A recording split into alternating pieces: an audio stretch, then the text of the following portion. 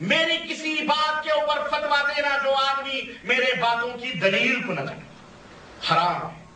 بغیر دلیل کے فتوا دینا کیا ہے؟ امام ابو حنیفہ رحمۃ اللہ علیہ کا تقلید کی حرمت کا فتوا سب سے پہلے ائمہ رحمہم اللہ نے دیا اور امام ابو حنیفہ رحمۃ اللہ نے، امام شافعی سارے ائمہ نے دیا ہے، سب سے پہلے انہوں نے دیا. اور آج جن کا نام لے کر امت کو بانٹا گیا ہے، بولو بانٹا گیا کہ نہیں بانٹا گیا؟ ہاں، ان چاروں اماموں میں سے پہلے یا بعد میں جتنے بھی امام ہوئے ہیں وہ سارے کے سارے دین اسلام کی حفاظت کا ذریعہ تھے. یہ ہمارا ایمان اور عقیدہ ہے.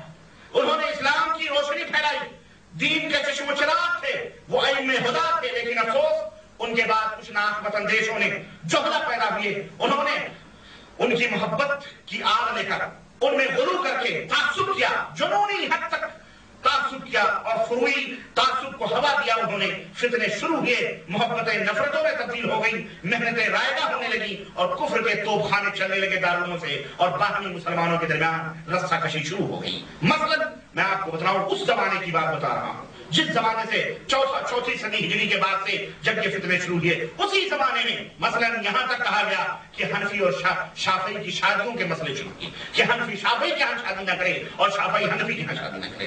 امامت ایک دوسرے کی حرام تھی، حرام ایک دوسرے کے پیچھے نماز پڑھنا.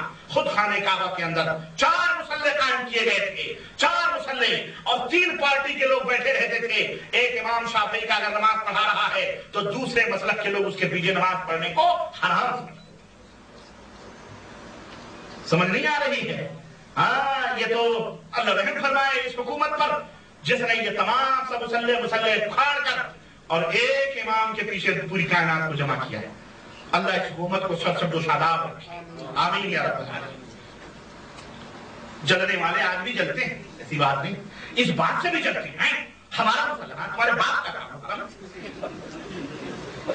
امام ابو حنیفہ رحمۃ اللہ علیہ نے کوئی مسئلہ نہیں بنایا، امام شافعی نے تو کوئی مسئلہ نہیں بنایا، تمہارے باپ نے بنایا ہے. یہ ان ہی اسماء سمیتموها انتم وآباؤکم ما انزل اللہ بها من سلطان.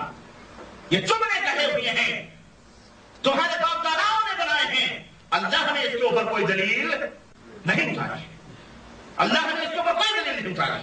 تو ایسے شر کو ختم کیا الحمدللہ، اور بلکہ حد ہو گئی.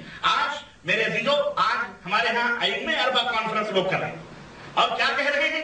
کہہ رہے ہیں ہم چاروں تو مل جل کے کام کر رہے ہیں، ہمیں کیوں تم لوگ روکتے ہو؟ تم 5ویں ہو تو 5ویں پہ عمل کرو، ہم کو مت چھیڑو، ہم جو کر رہے ہیں کر رہے ہیں. ہم نے کہا بیٹا، اصفہان کے میدان میں لڑائیاں کس نے لڑی تھی؟ ایک دوسرے کو قتل کس نے کیا تھا؟ ہم گئے تھے قتل کرنے؟ حنفیوں نے شافعیوں کو قتل کیا تھا، شافعیوں نے حنفیوں کو قتل کیا تھا. مشرق کے اندر مقام رہ پر جو لڑائی ہوئی تھی اور خورے جنگ لڑی گئی تھی حنفیت اور شافعیت کی بنیاد پر، کس نے یہ لڑائی لڑی تھی؟ آج تمہاری کتابوں میں امام شافعی کو جاہل اور گنوار تک کہا گیا ہے، کس نے لکھی ہے یہ باتیں؟ آج تمہاری کتابوں میں شافعیوں کو اہل کتاب سے تعبیر کیا گیا ہے، کس نے کہی ہے یہ باتیں؟ آج تک موجود ہیں ان کتابوں کے اندر، اور پھر کہتے ہو کہ ہم ایک ہیں. ہاں، ایک تم ضرور ہو. ایک اس لیے ہو کہ تم سارے کے سارے چور، اور چوروں نے اجتماع کیا ہوا ہے کہ ہم ایک دوسرے کو اچھا کہیں گے تاکہ ہمارا یہ کھانا ساز بھرم، ہمارا یہ گھر کا بنایا ہوا مسالہ بخراب ہے، اہل حدیث اس تک نہ پہنچے. لیکن الحمدللہ یہ نبی کی امت اب سمجھ رہی ہے، اب سمجھنے لگی ہے الحمدللہ. اور اب یہ خانہ ساز محل چکناچور ہوتے جا رہے ہیں، غرقاب ہوتے جا رہے ہیں. قرآن و سنت کے طوفانوں نے ان کا جینا حرام کر دیا ہے. قرآن و سنت کی خوشبوئیں بکھر رہی ہیں اور تقلید کی نجاستیں اور گندگیاں الحمدللہ پاک و صاف ہوتی جا رہی ہیں. اللہ کا فضل ہے، اور یہ قیامت تک انشاءاللہ یہ عمل جاری ہے انشاءاللہ. اے دنیا کے لوگوں، شامل ہو جاؤ اس قافلے میں. یہی قافلہ نجات جنت کا مستحق ہے، یہی کارواں جنت تک جائے گا. رب ذوالجلال کی قسم ہے، ہم تمہیں تابعین کی طرف، سلف کی طرف تمہیں دعوت دیتے ہیں جن پر امام ابو حنیفہ قائم تھے، امام شافعی تھے، امام مالک تھے. ارے یہ جھوٹے مکار لوگ ہیں جن کی طرف اپنی نسبتیں کر کے ان بیچاروں کو بدنام کر رہے ہیں. اور میں بتاؤں گا، ابھی آ رہا ہوں، میں وہیں پہ آ رہا ہوں. میرے عزیزو، اسلام کے اندر ایک طالب علم بھی جانتا ہے ان کی لڑائیوں کو، اور ان کے بغداد کے اندر جوتیوں میں جو دال بٹتی تھی اور جو مناظرے ہوتے تھے، ہمیں تاریخ کے پردے اٹھائیں تو ان کے مغروب چہرے ہمیں 434 صدی میں سب نظر آئے. ہاں اور آج تک یہ لڑ رہے ہیں. آج کسی شافعی کو ہمارے یہاں میں کچھ لوگ بیٹھے ہوں, کسی شافعی کی مسجد میں کوئی گیا نماز پڑھنے کے لیے؟ بولو کوئی جاتا ہے؟ ہم کو تو بیچارہ بھیونڈی میں ہیں بہت سارے شباب ہیں, مہاراشٹر میں بہت سارے شباب ہیں, ان کو تو کوئی مسلمان تک نہیں سمجھتا ہے. نہ وہ ان کے یہاں, نہ وہ ان کے, نہ شادی نہ بیاہ ہے. یہی حال آزاد کی ہے کہ نہیں؟ یہ کیوں ہے کہ بکواس؟ ہم وہ مسلمان نہیں ہیں, ہمارے سب کو مسلمان سمجھتے ہیں. اس لیے میرے عزیزوں اس تفرقے کو ختم کرو. اور کوئی حنفی شافعی مالکی نہیں, سارے کے سارے اہل الحدیث ہیں, اہل الاسلام ہیں, سارے کے سارے مسلمان.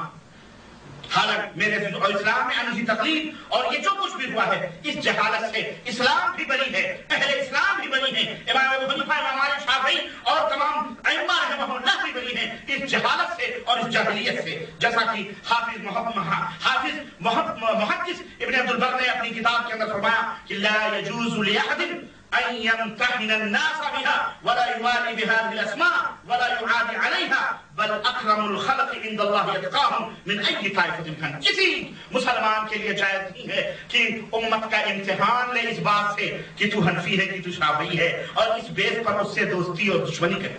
کسی کے لیے جائز نہیں, کسی کے لیے حلال نہیں ہے, چاہے وہ کسی بھی کہیں کا بھی ہو.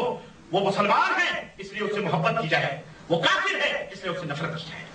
لیکن شافعی مالکی کی نسبتوں کی بنا پر امت کو تقسیم کرنا, ان سے شادی بیاہ کو حرام کرنا, ان کی مسجدوں کے اندر نہ جانا, یہ اور امت کو امتحان میں ڈالنا, یہ ہرگز جائز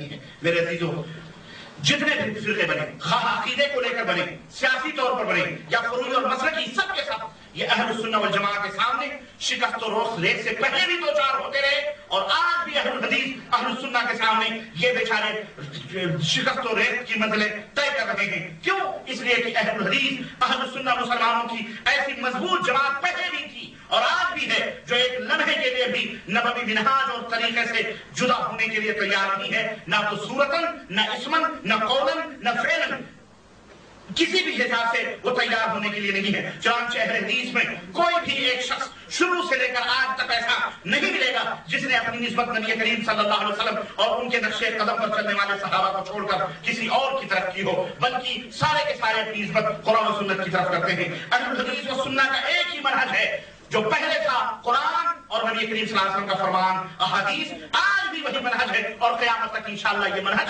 قائم و دائم رہے گا اور امت کو اس کی طرف دعوت دی جائے گی انشاءاللہ تبارک. امام مالک یہ بھی چاروں اماموں میں سے ایک امام مانے جاتے ہیں جن کی طرف منسوب ہو کر مالکی فرقہ بنا ہوا ہے. تو امام مالک ان سے پوچھا گیا, یا ابا عبداللہ اسألک عن مسألة اجعلک حجة فيما بيني وبين الله عز وجل. قال مالک ما شاء الله لا قوة الا بالله. سل کسی نے کہا, اے ابو عبداللہ میں اللہ اور اپنے درمیان حجت بنا کر کے میں تمہیں قسم دے رہا ہوں, یہ بتلاؤ, یہ میں تم سے ایک سوال کرنا چاہتا ہوں. تو امام مالک نے کہا, بولو کیا بات ہے, کون سا سوال ہے؟